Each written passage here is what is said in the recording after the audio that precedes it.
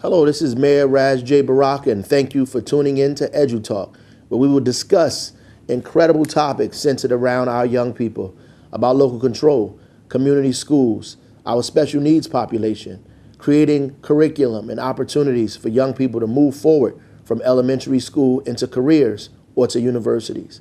It is the opportunity for us to discuss our young people's creativity, their imagination, their ability to move our city forward. We need them in Newark, and we need the best educated, the most well-trained, incredibly courageous and imaginative young people coming out of our school system. And this show gives us an opportunity to engage those topics. Again, thank you for watching. God bless.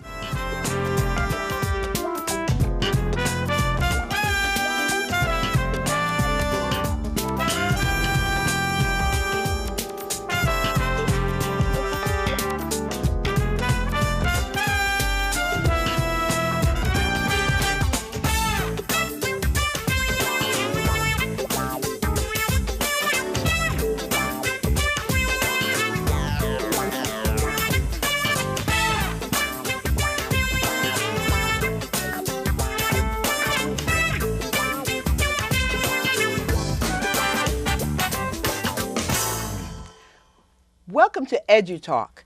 My name is Antoinette Richardson, and I'm the Chief Education Officer for Mayor Baraka's Office of Comprehensive Community Education.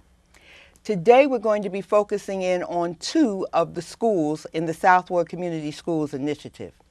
Now, we're going to dig down a little bit deep into those schools. We have with us today two of the representatives of the Southward Community Schools Initiative in those schools, and they're going to talk about some things that are going on in the schools, how they feel about this initiative.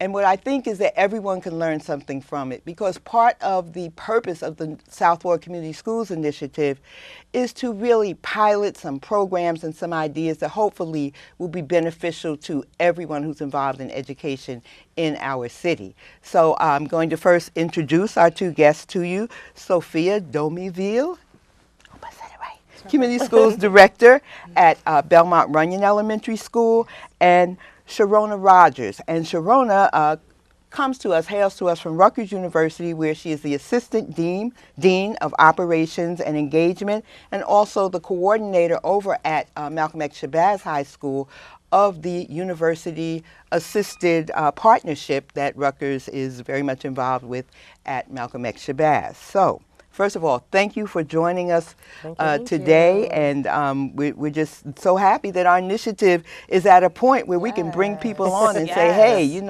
let's open up and let's talk about what's going on, because community schools, to look back at it historically in Newark, my goodness, community people wanted it so badly. The mayor wanted it so badly. There was an initiative a few years ago that, didn't see its way to completion. And, we were able to get this initiative started again. Here we are. Who knew that Rutgers would be a part of it? Who knew that we would be able to find really great community schools coordinators to really, pick up on this work? When we started talking about that, we didn't have any of those things in place. So I think we're at a great spot now to start, to go public, and let's talk about what's going on. So first, in terms of Rutgers University, Sharona, what does it mean to Rutgers? We know what it means to us in the initiative. We hope it means a lot to the school. But what does it mean to Rutgers University in Newark to serve the students at Malcolm X Shabazz High School? What is that like? It's interesting. When I got the charge, I've been at the university now for 3 years. And one of the things that just echoes from the sentiment of the school is that we are not just in Newark, but we're of Newark. So it's extremely important. As being citizens in an institution within the city and of the city, Malcolm X Shabazz students are a part of us. All of the students from the city of Newark are a part of us, and the university is extremely committed to all of those students. Through some of our strategic initiatives, one of the chancellor's most recent initiatives as it relates to Run to the Top, it's about increasing post-secondary opportunities, especially for our children in the city of Newark. So what is Run to the Top, just quickly for people who may not, who are listening, who may not know what So, we're Run talking to the about? Top is an academic program within the university that is committed to creating opportunities to support students of Newark to be able to go to school. So, there are supports around some of our students who are most of the time, sometimes first generation, sometimes who have struggles, but also students who have sometimes economic barriers. And Run to the Top creates opportunities and spaces for them to be able to partake of a college education. Great, wonderful. Um, so, Sophia, what is unique about your role as community schools coordinator at Belmont Runyon? Like, what makes your job different than any other job in the school? Let's say the family engagement specialist. Is what you do exactly the same? Is it different? Why do we need It's you? completely. Yeah. I am very well needed. Okay, I know. I I feel know. needed. Believe me, I know. It's completely different. For my role as community school director, it's pretty much the glue within the school, supporting the community, supporting our scholars, supporting our families, supporting our administration, our teachers as a whole, and just finding resources, not only within Newark, but also to see local resources as well to support our school as a whole. The goal for community schools is to make sure that everything is found within the school. Whatever you need, I can provide for you. I can work with the site-based leadership team, work with our teachers, work with our local community organizers to see if we need support with dental, vision, health, literacy. We recently had a partnership with Newark Public Library. And that was a huge partnership where they are providing job readiness training, computer classes. We just opened up an art exhibition within Belmont Runyon, connecting it with my Newark story as well, integrating the history of Newark within our school. So it makes me a little bit different from the communication specialist, because I know with the communication specialist, I know they're more focused with working with the parents, providing support with the parents. It's for community school directors, we provide additional support, not just for the parents, for the entire community as a whole. It's a big job. It's a huge job, but I'm ready for it. Okay. And it's a life's purpose. So I'm going to ask this question. You know what? No, I'm not. I'm going to stop because I always forget to throw out the fun fact. We have, at each segment, we throw out a question, and the people who are watching at home have the opportunity to try to answer that question before we actually get back to them with the answer. And our question today is a relatively simple one, and hey, somebody might be able to find out the answer before I come back with the answer. And if you know the answer, you're not allowed to yell it out. So the question is, how many community schools are there in the United States right now, 2018? How many community schools are there in the United States? We'll get back to you with the answer in a few minutes. In the meantime, maybe you'll know the answer before I get back to you with it. Okay, so now I want to ask a question or just throw something out for discussion. So we know that our South Ward Community Schools Initiative has 6 core elements, and I'm just going to kind of go through them really quickly. Please excuse me for reading them.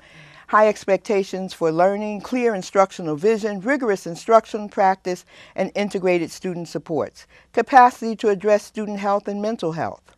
Quality in school and expanded learning time and opportunities. Community of engaged, supportive adults. High capacity partnerships and resources, and integrated student data, information systems, and approach to learning analytics. That's a lot. Okay. So, of these 6 core elements, which I'm sure you've seen before, can you describe one that your school is addressing in a way that makes you really proud? I'll go first. Okay. I guess some of our programming is actually overlaps some of the Sure. elements. So when we think about high quality in school and expanded time and analytical and higher functioning thinking for students, 2 really specific programs that we actually have going on come to mind. One, we have a program at Malcolm X Shabazz. It's a STEM education program, but it's interdisciplinary. It's called the We Care Share Solar Suitcase Project. And what the students are doing, they are literally building solar suitcases that are going to third world countries or spaces throughout the world who have a lack of energy and or electricity.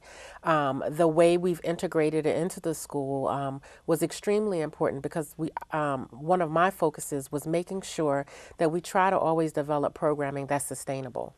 So we have 5 teachers that have been trained. We have 3 science teachers, a global studies teacher, as well as an English teacher.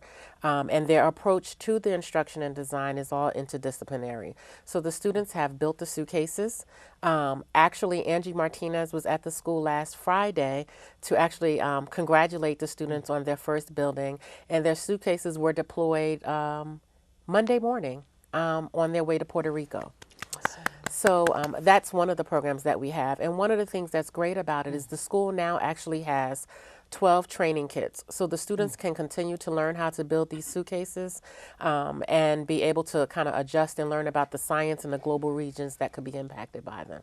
Wow, I want to go back to high school. Wow. Yeah. I'd like to get like 1 or 2 of those students on here to really talk about that. That would be awesome. That would be awesome. That's amazing. You tell it well, but to hear from those who are actually doing it. Okay. And they tell it really well. Even they all wrote letters to the residents of Puerto Rico about what it meant for them to actually, share in the experience and the impact that they knew it was going to have. One of these suitcases can actually illuminate a 3-classroom hut in Africa. It has. And so they are overwhelmingly proud about their accomplishment. And they actually built the suitcases, the instruction and everything was completed in 2.5 weeks. Amazing. And the students came in at 7:30 in the morning voluntarily. Wow. And we had 20 students participate. There's so much I could say about that, about why students do and don't come to school, and if they have a reason that they are really tied to, they'll be there. Right. And what about Belmont Runyon? What do you want to brag about? Oh, there's a lot to brag about, actually. Especially this year. I know we have 3 focuses this year. It's increase our engagement between our parents and our families, really tackle on the chronic absenteeism, and also bring in more resources within the building as a whole. And one of our focuses is we just started the Success Mentors program, which to help battle the chronic absenteeism that we've been having within our school. And we've seen a lot of changes within the small cohort of scholars that we've been working with, where with the Success Mentors program, it's a national program that we just started at Belmont Runyon and a few other community schools.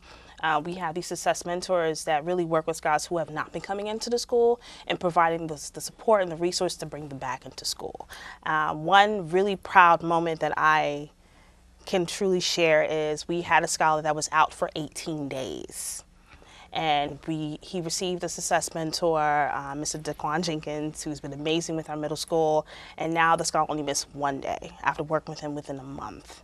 And we've had a lot of success stories with that as well. We're actually working on a Attendance Matters luncheon for parents who've been bringing in their children in on time, and just to support them and say, hey, we're proud of you and thank you for bringing your scholar in on time.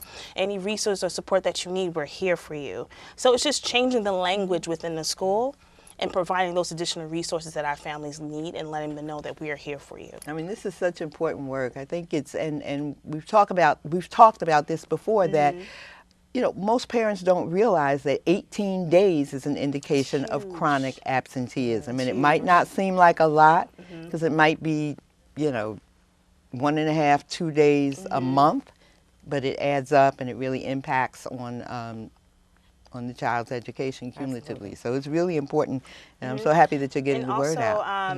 We've been speaking to a lot of the parents, and some of the scholars have asthma, issues with asthma. So we've been working with Rutgers School of Nursing to provide free workshops for those parents to let them know that, hey, these are additional resources to help with your child with asthma as well. So it's a very proud moment to see our kids actually getting excited to get back to school, getting there on time. We have a morning kickstart program that we just started as well. And what is that? Morning kickstart. So at 7:30 in the morning, we have our Success Mentors. We have pretty much, it's not a block party. But Okay. we have music, we have different activities. We are also providing tutoring as well, ELA and math tutoring inside the school. So we have a lot of scouts who, parents work early in the morning. So we have a large number of scouts outside.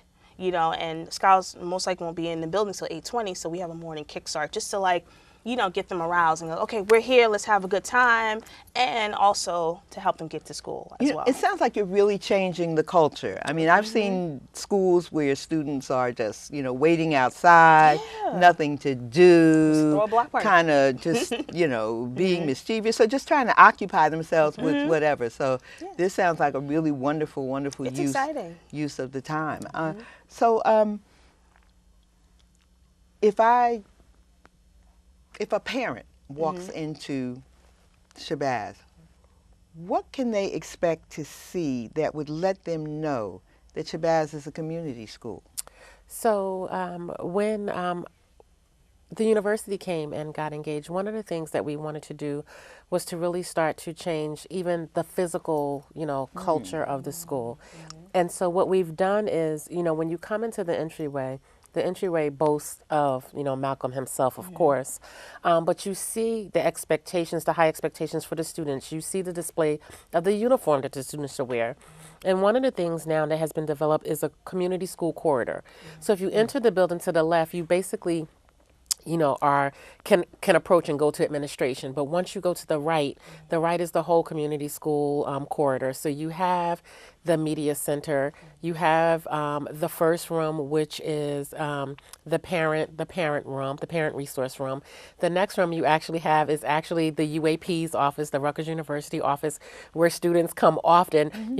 I put in my application. I haven't heard anything yet. I had one student say to me, "You're new. I haven't seen you." I said, "Well, I'm not that new. I haven't seen you." I said, "So when you want to come by and check me out, come on by."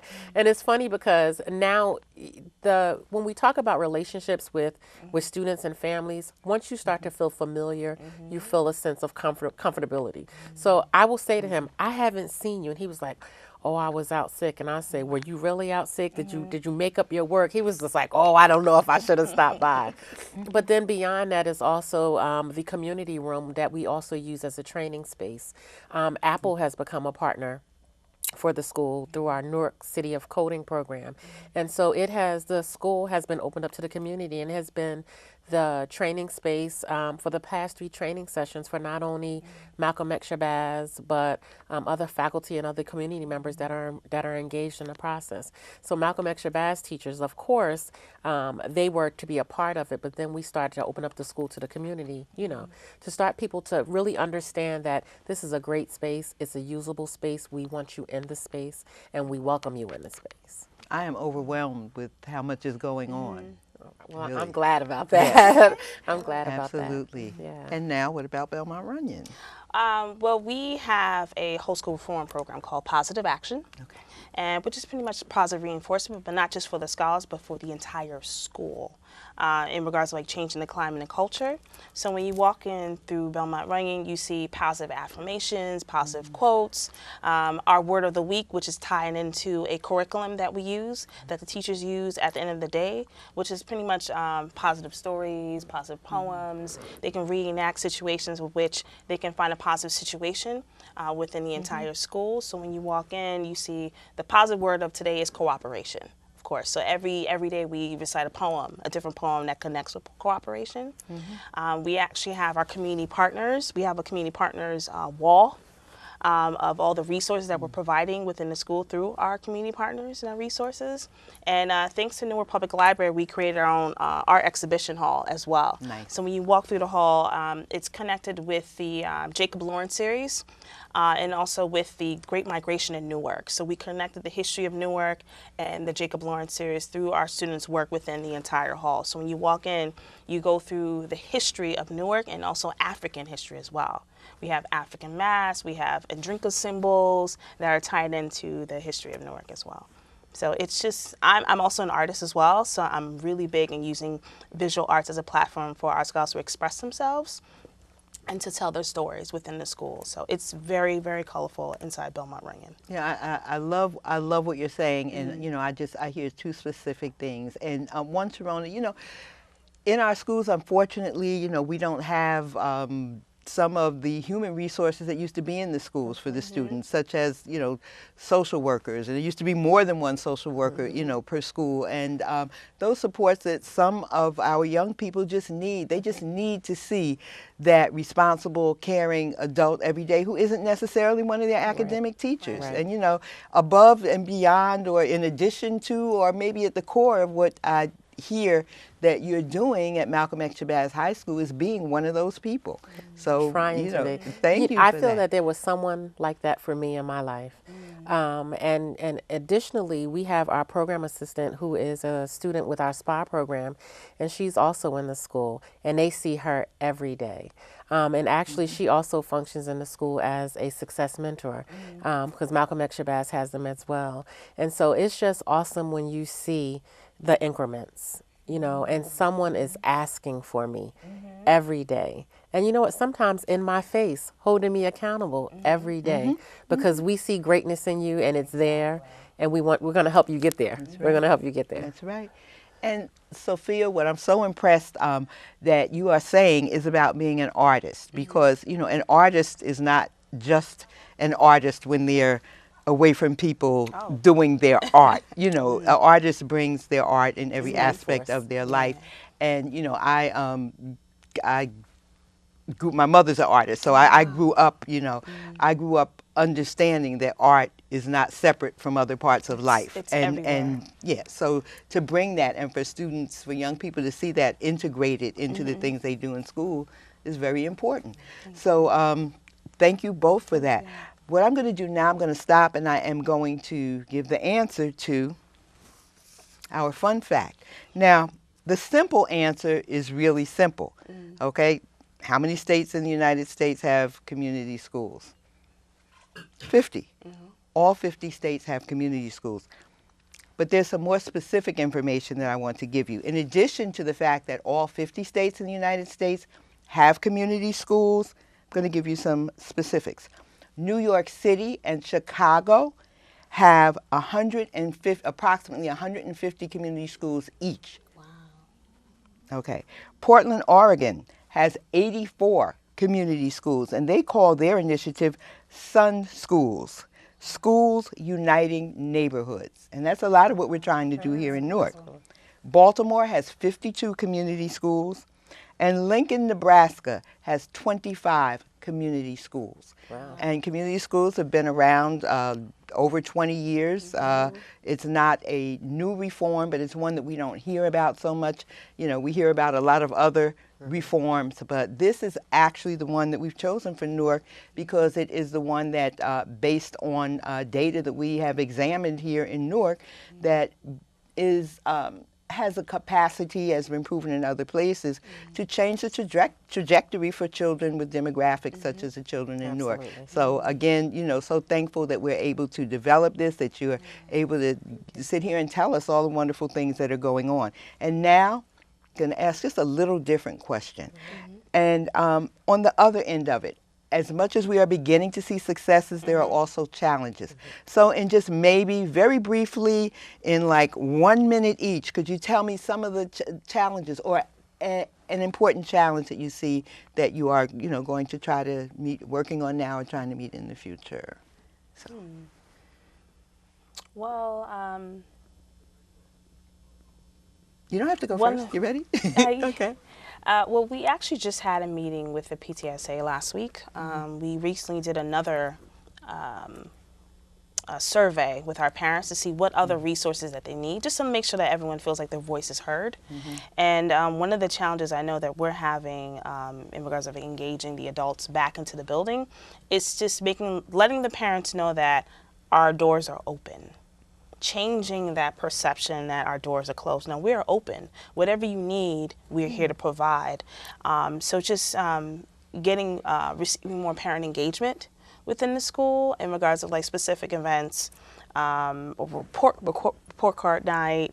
We're actually doing a family literacy and math night as well because of the service that we receive from the parents, and just to show them like, hey, we hear your voice, and now we would like for you to be here. You know, and bring more parents to come in. So we're definitely, it's a beautiful challenge because it creates a conversation So now, it provides us, we have to be accountable as a team within our community school to go out in the community even more and engage with those parents and letting them know that, hey, you asked for these programs, now we have them for you, now we will want to see you. We want to see you more so we can support you. So I think that's very important, especially the going out and talking to people. Yeah. And I think part of what we also have to do is kind of change the way we think about parent engagement. Every parent can't come. We want as many parents to come as they Right. can, but we also have to go out and we have to talk to those who can't. Okay, and what about Malcolm X Shabazz? And that's what it always is about going second. So interesting enough, or not interesting enough, it's parent engagement. So similarly, and I think that's probably part of the charge of the community school effort overall, is to survey the parents and really try to meet them where they are. And based upon the survey and the information that we received, we have our parent university. We have started to offer some of the workshops that they ask for, but it's about being able to find that common space where they can actually participate. And so we are really focused and really just trying to make sure that we can meet the parents where they're at so that they can partake of what they've asked for. And one of the things that we have and it's not so much of a hidden gem at Rutgers University, we have our Abbott Leadership Institute. Absolutely. That has a phenomenal reach with parents across the city. Yes, and as a matter of fact, not to cut you off, but we have had Kalina Berryman was on. She's fantastic, Very new in that recently. position, and she Very was on recently. very recently. And we're about out of time, so I just want to thank you again, and thank you everyone who is watching. Thank you for watching EduTalk. We will be back again and again and again. I come to you from Mayor Baraka's Office of Comprehensive Community Education, and we will be talking about everything education in Newark and beyond. Thank you.